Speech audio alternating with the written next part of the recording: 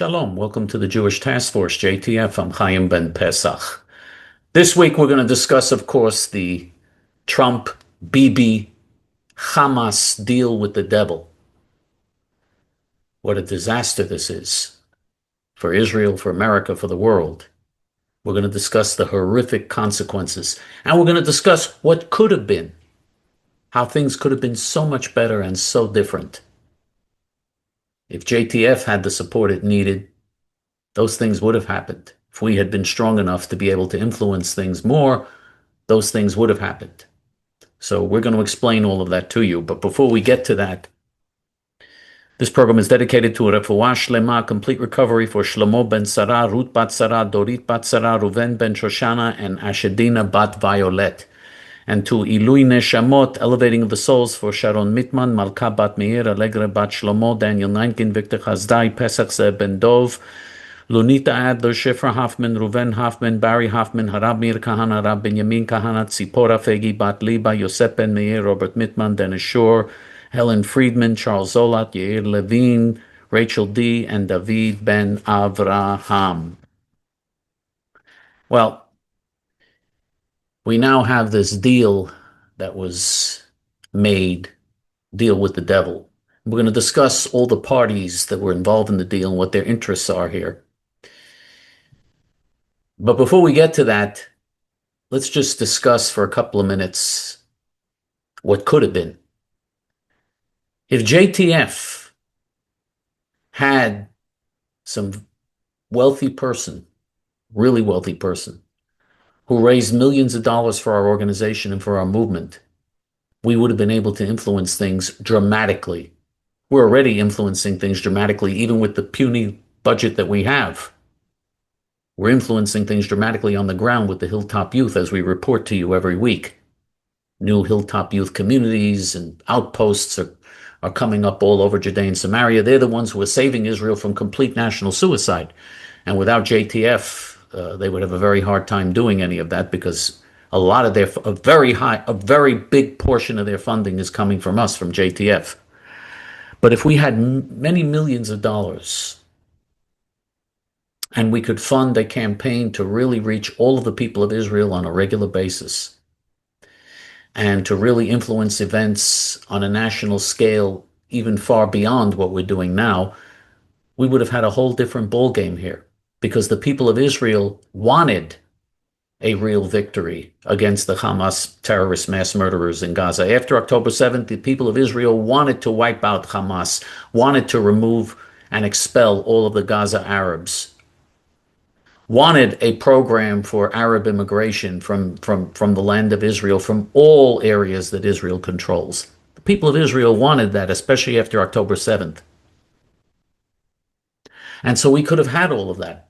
We could have had the Gaza Arabs moving out of Gaza, and there are countries in the world that were ready to accept them, Somalia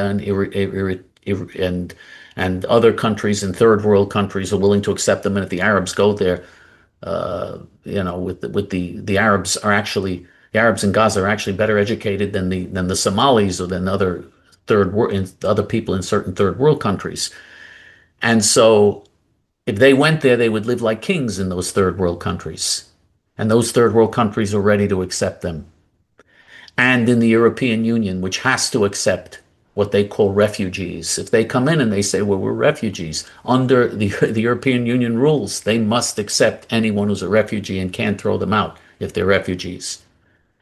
And there were and England and the United Kingdom and France made statements that they were willing to accept Gazans who were displaced. And Scotland offered to bring them into Scotland, and South American countries were willing to bring them in there. There was no shortage of options to get all of the Gazan Arab Muslim Nazis that want to destroy Israel out. There was no shortage of options available. It could have been done.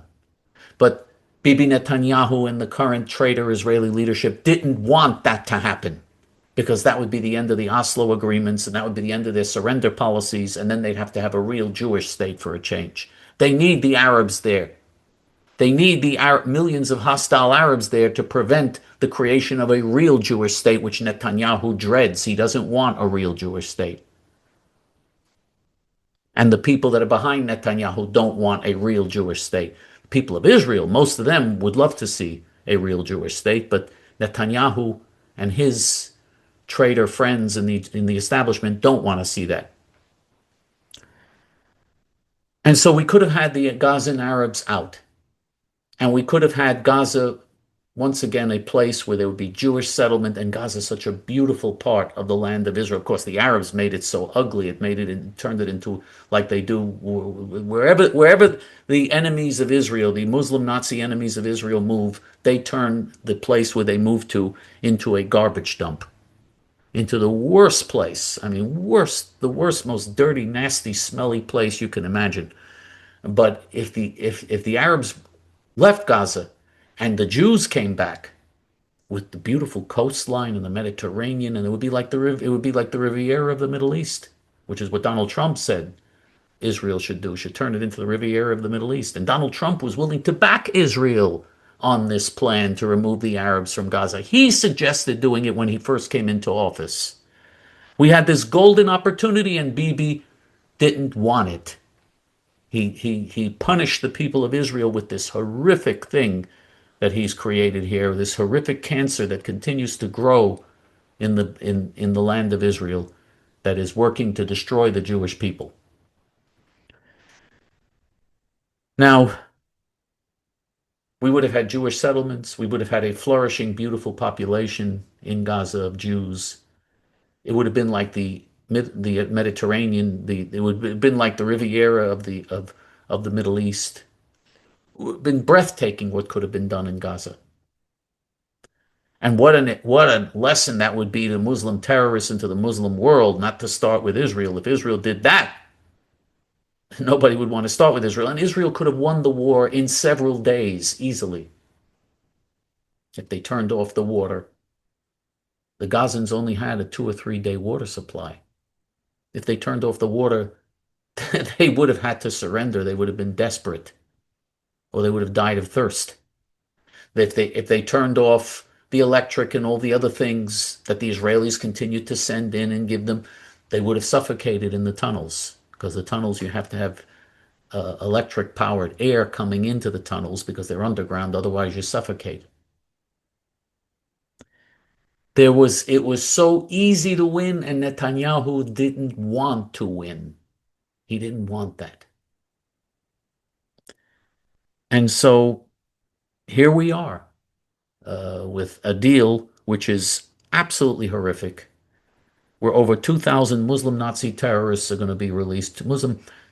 Over 2,000 Muslim Nazi terrorist mass murderers are being released now from Israeli prisons. Of course, they shouldn't be in Israeli prisons. All of them should be dead. But they're in Israeli prisons now. And everybody's calling them the prisoners, the hostages and the prisoners, as if there's some moral equivalence between Jews that were taken hostage by these barbaric Nazi terrorist beasts and the terrorist beasts themselves, as if there's some moral equivalence here. That's like making a moral equivalence between the German Nazi SS and the 6 million Jews that were murdered by the German Nazis. It's just unbelievable.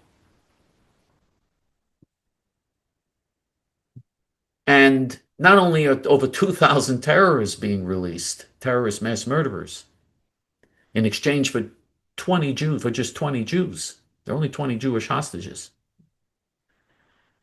But Hamas remains in power. After all this, Hamas is still in power in Gaza. And the Gazans are still there. Even though they want to leave, they wanted to leave, they still want to leave. But the Israeli Shabak is not letting them leave, has stopped them from leaving. They were fleeing before Shabak took over.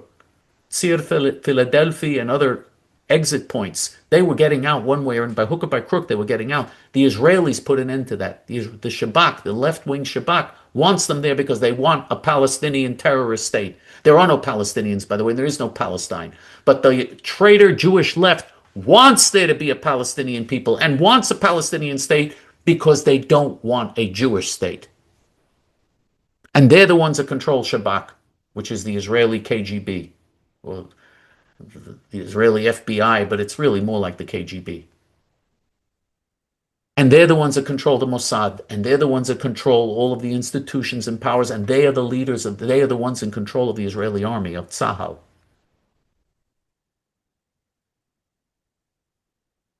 And so these are the traitor leaders that we have in Israel today. Our number one enemy is not Hamas. Our number one enemy are the Jewish traitors from within that stab us in the back over and over again. The Hagaon mi Vilna, the Vilna Gaon, warned us. He was probably the greatest, I would say he was the greatest Jewish Torah sage of the past 1,000 years, going back to the days of Maimonides and Harambam, the Haramban.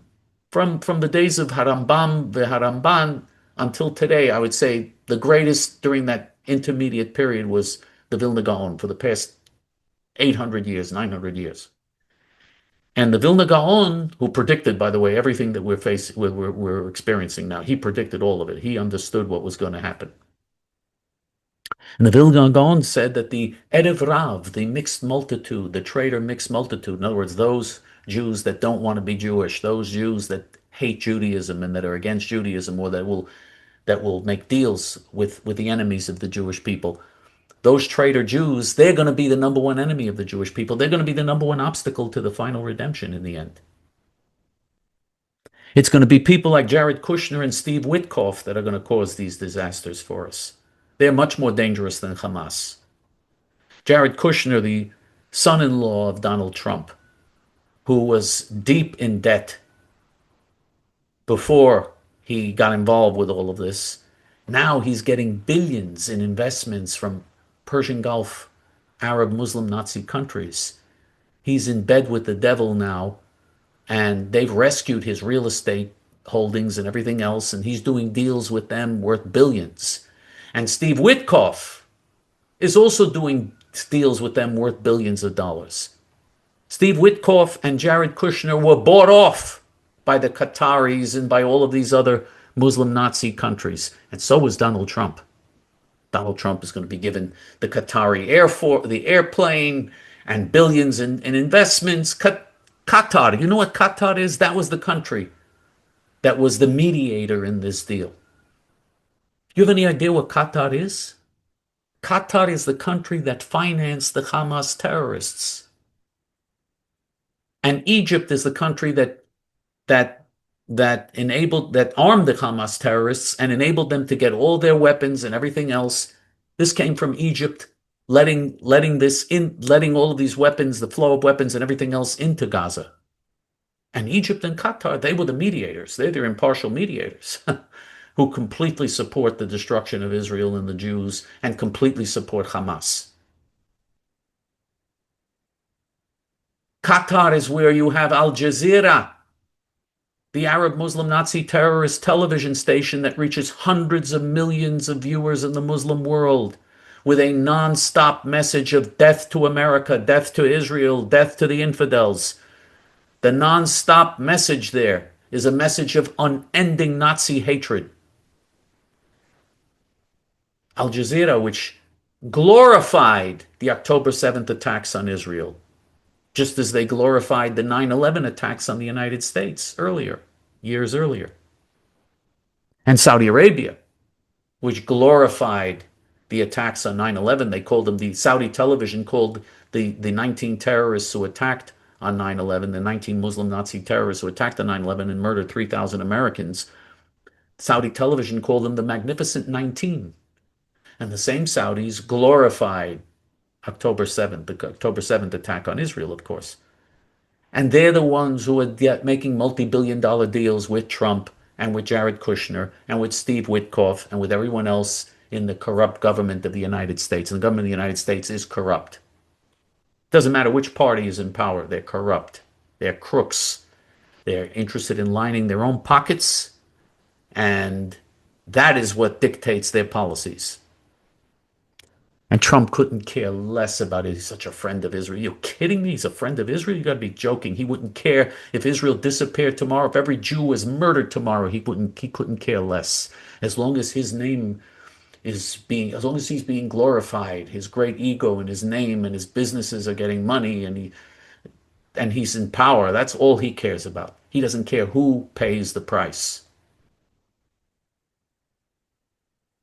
And by the way, just to show you how bad things are in America, as bad as he is, the Democrats are much, much worse than he is. Much worse than he is, which is why we supported him anyway. We supported him again because the alternative with Kamala Harris and the Democrats would have been much worse. And the Democrat alternative continues to be worse. So we have no choice. We have two terrible parties, both corrupt, both phony, both against us. And we support, we have to support the lesser of the evils, which is the Republicans.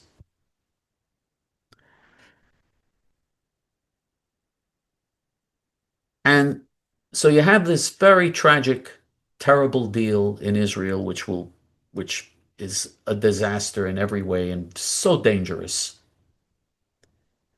And then in Israel, you have no opposition to the deal because Bibi Netanyahu, he's the right winger. If he did it, it can't be that bad. And not only that, the people who claim to be against the deal, Itamar Ben-Gvir from a party called Otzma Yehudit, and Betzalel Smotrich from a party called Hatzionut Hadatit.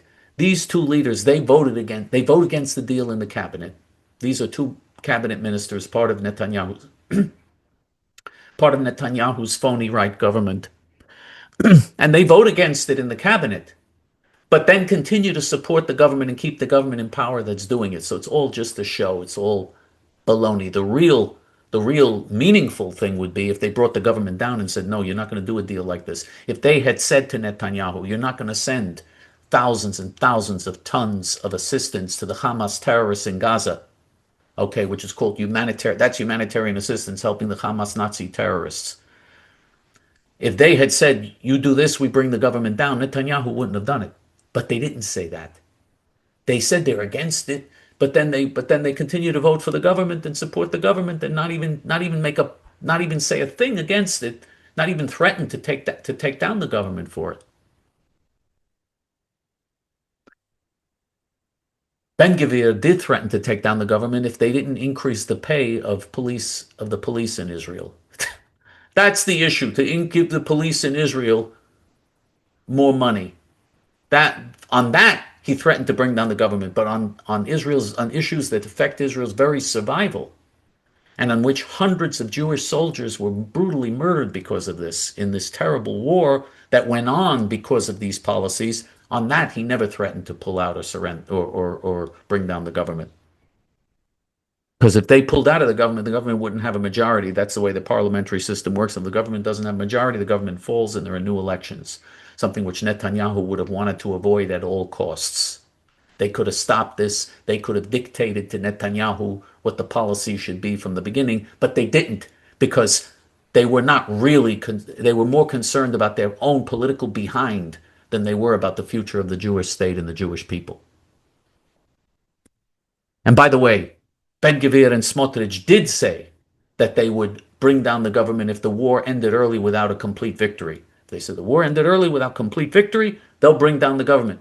The war's ended early without a complete victory, and they haven't brought down the government. This is a victory? Hamas is still in power? If on October 7th we had told you that at the end of this war, Hamas will be in power, almost 1,000 Israeli soldiers will be killed for nothing, the Gazan Arab Muslim Nazis will not be removed from Gaza, even though they want to leave.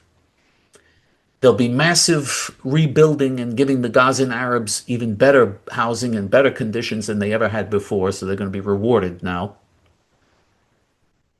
They're going to get thousands and thousands of tons of humanitarian aid will be sent there, of aid to help Nazis will be sent there, and the whole world will still condemn Israel and accuse Israel of genocide.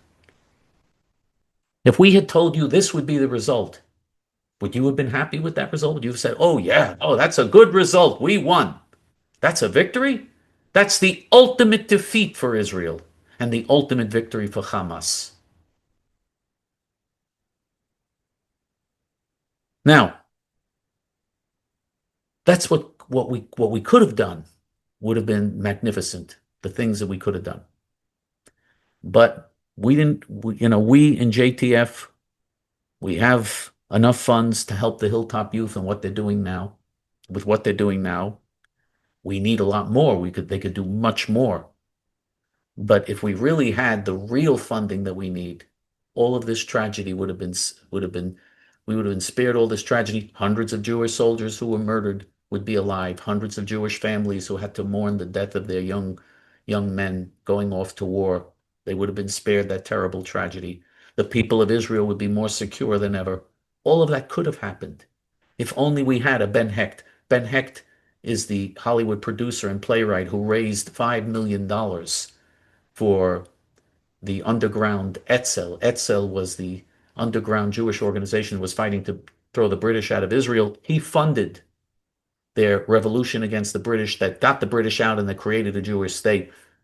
If Ben Hecht hadn't been there, they wouldn't have had the funds to have the weapons to blow the British out of Israel. They wouldn't. Israel was not created by the UN. Israel was created when the British were blown out of Israel by a Jewish revolution led by Etzel and Lehi, the two underground Jewish freedom fighting organizations. And that would not have happened without Ben Hecht, who raised millions, and this is millions of dollars in the 1940s, which of course today, by today's standards, would be a far greater amount of money, tens of millions, if not more. Ben Hecht did that. If J.T.F. had a Ben Hecht today, something spectacular and miraculous could happen today too, that would also change Jewish and world history. If only we had a Ben Hecht that would decide, you know what? I'm going to help J.T.F. raise the big money they need to massively control the narrative of what goes on in Israel. Could have happened. Could have happened. But that Ben Hecht never came around. We have wonderful JTFers, but they're not people of tremendous wealth who could give us the massive resources we would want. But we have wonderful JTFers, and because of those wonderful JTFers, at least in Judea and Samaria, we are winning some victories in Judea and Samaria with the Hilltop Youth, thanks to our great JTFers. Only the Hilltop Youth, the heroic Hilltop Youth, and only in the political arena, only Moshe Feiglin and the Zehut Party are telling the truth to the people of Israel. And outside of Israel, it's JTF. And we're trying as best we can to wake people up. But more importantly, in the meantime, we're supporting the heroic Hilltop Youth because now we have the beginnings of a Palestinian state coming into being. Hamas is still in power in Gaza. The Gazan Arabs are not being removed from Gaza. In Judea and Samaria, the threat of a so-called Palestinian state looms over Israel as much as ever before. The only thing that can hold them back are those Jewish heroes on the hilltops throughout Judea and Samaria who are blocking the Arabs from taking over all of Judea and Samaria. If they weren't there, there'd be a Palestinian state long ago. And so we've got to help them. Every one of us has to help them. Every one of us has to contribute whatever you can contribute, because that's the only thing we have going for us. Without that, we're really the night. It would be a nightmare beyond what I could describe. It would lead to a Holocaust, God forbid. Here's how you help the heroic Hilltop Youth if you love Israel and care about Israel and understand the importance of this. Here's how you help the heroic Hilltop Youth. You can go to our Hebrew main page. And on the Hebrew main page, which is hayamin.org, there's a donate button on top in English, even though most of the page is in Hebrew, but on top, the donate button is in English. There's a donate button in English. There's also a donate button in Hebrew, but there's one in English. And you click on the donate button, and you can easily and conveniently in several minutes donate generously to help the heroic Hilltop Youth. And by the way, donations of any size. We welcome whatever you can afford, donations of any size. Help us. Help us save Israel. You can make recurring monthly donations, or you can make one-time donations. You can do both. That's online. If you want to help through the regular mail, if you prefer to do it through the regular mail, you just send checks and money orders made out to JTF and you send it to our post office box, JTF PO Box 650327, Fresh Meadows, New York 11365. And yes, you should leave JTF in your will. Leave this a better world. When you do leave this world, make sure the world is a better place. And believe me, it'll help you on the day of judgment as well. Make this a better world by leaving JTF in your will so that we can help the Hilltop Youth. 100% of our budget, by the way, goes to the Hilltop Youth. 100% of our budget. Or, and in addition to leaving it in your will, you can also, if you're a person with means and you know wealthy people, and you want to have a Zoom conference online, or you want to have a cocktail party in your home and invite your friends over to raise money, you want to have a fundraising party for JTF, or if you want to have a Zoom conference and raise the money online through a conference on Zoom with your friends or with whomever, that's also a good idea.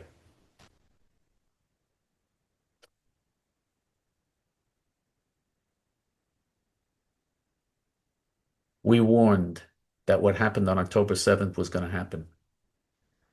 And we've made warnings for decades about the price Israel will pay if Israel doesn't wake up. We've been proven right over and over again because we're willing to face reality, not because we're prophets. There are no prophets. After the destruction of the first temple, there is no prophecy anymore. There'll be prophecy again in the future, but right now there isn't. So we're not prophets, but we're willing to honestly face reality and understand what the consequences of our actions are and learn from history. And that's why our predictions come true.